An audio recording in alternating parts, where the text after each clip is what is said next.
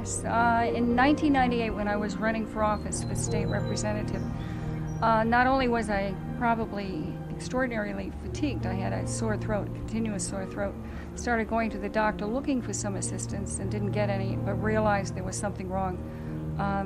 Eventually, that led to having my lymph nodes swelling, and I went to a doctor, throat doctor, sometime in February, and he felt I might have lymphoma. At that point, I decided to go to one of the Boston hospitals. I felt if I was going to go and have an operation or have any kind of problem, I should go to the best. So I went up to Mass Eye and Ear, and at that time, after having a biopsy of the tongue, it was found to have a tumor in the back of the tongue. And, the operation they were proposing for me was pretty invasive.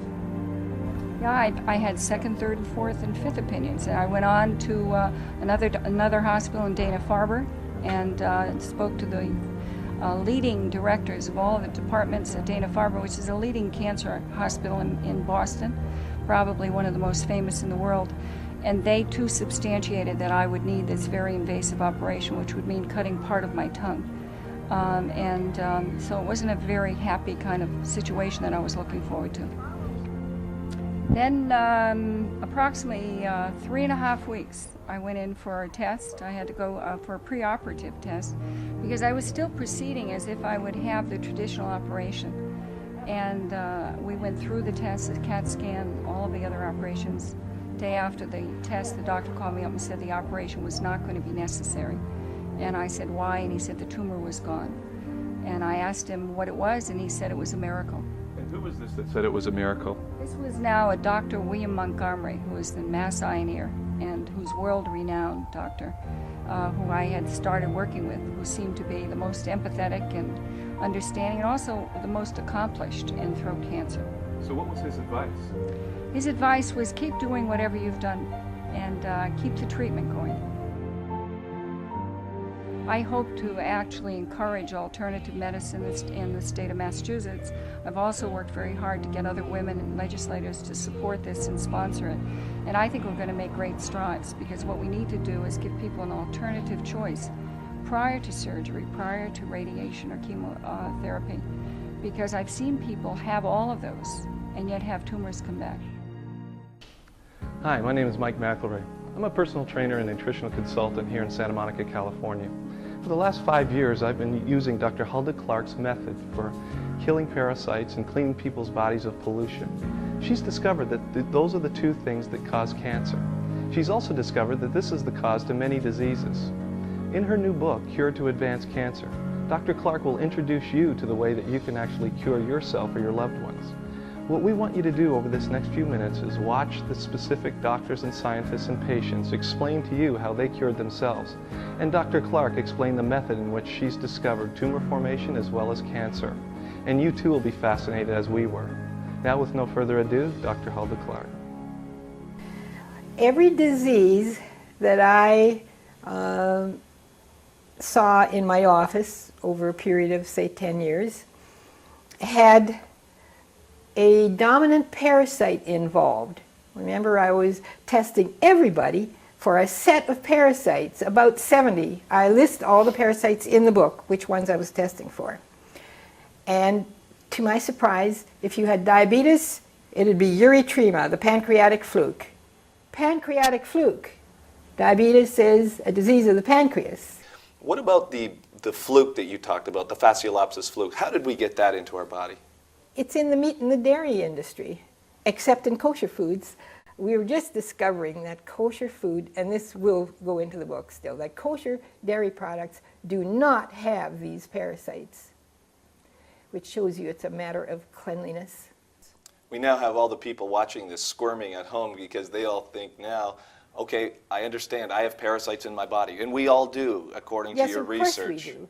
So according to your research, you've found that all humans have this, and as long as we're healthy, we're okay with it because the body can handle it.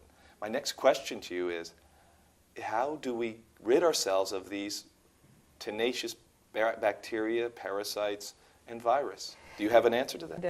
The answer that I came up with already in the first books was the how of the black walnut tree, but the hull has to be green. There is something in the green hull that kills everything I ever tested for, which doesn't mean everything, but let's say close to 100 parasite varieties. So you're telling me that in all of our pharmacology, all the millions of dollars spent with research in cancer, the native Indians who were using this hundreds of years ago already had the solution to cancer? Those who were, yes, but I don't know how much folklore there is around this herbal product. And there are many other good herbal products out there. I'm sure there must be other things that can do the same thing. But you found this to be the best product. Yes, and now we have a freeze-dried product which is even more potent than the alcohol extract that we call a tincture. And the apparently freeze-drying preserves some extra elements so that you don't even really need the cloves and the wormwood with it. Now, not enough experiments have been done so that I can say you never need them.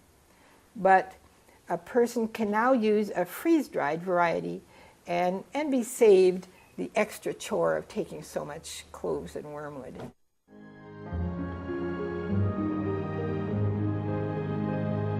I started to be very, very interested in the relationship between parasites and the Candida.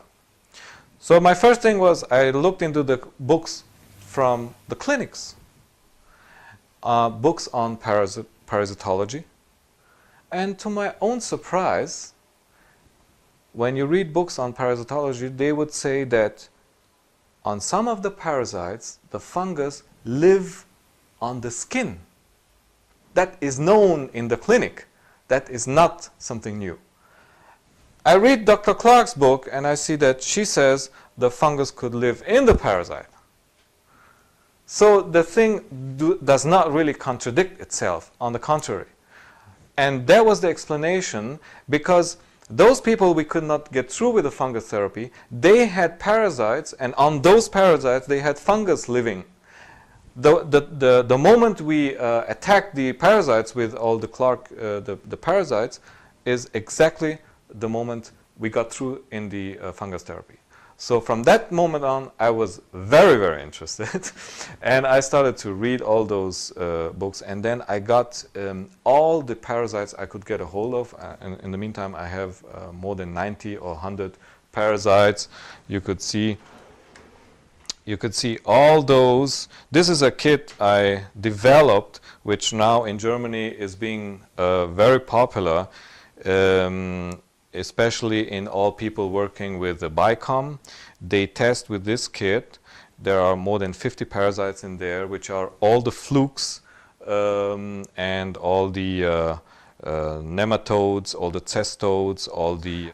it is not enough, my experience is that it is not enough just to treat the fluke. The Phaseolopsis busci, you also have to see all the stages, and it is not allowed that any stages would be on any system left, because if it does and the patient got better, but then we saw that sometimes the disease, the cancer can start again, and when it started again we found that again the busci has developed, so we have to make sure that everything is out of his system and that the immune system is stabilized. So we have a relationship with two parasites and cancer, Clostridium bacteria, Yes. and the Phaseolopsis parasite, which you call the fluke. How did we Yes. get that? The Phaseolopsis larval parasite belongs to the malignant development